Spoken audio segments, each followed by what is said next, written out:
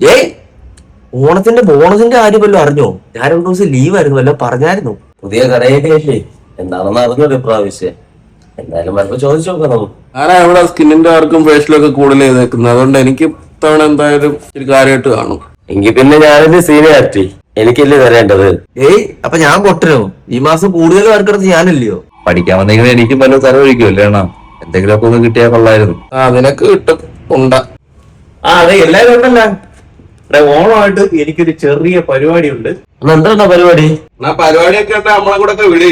ആണോ, ഈ ഓണത്തിന് ബോണസ് കൊടുക്കുന്ന ഒരു സമ്പ്രദായം ഉണ്ടല്ലോ, അത് ഇവിടെ എല്ലാവർക്കും കൊടുക്കാറുണ്ടോ?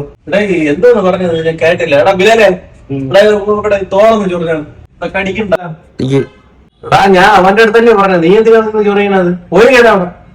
എടാ ഈ ബോണസിന്റെ കാര്യമാണല്ലോ ചോദിച്ചത്, നിങ്ങൾ പറഞ്ഞുതരാം. എന്തൊക്കെ വിളിച്ചേ?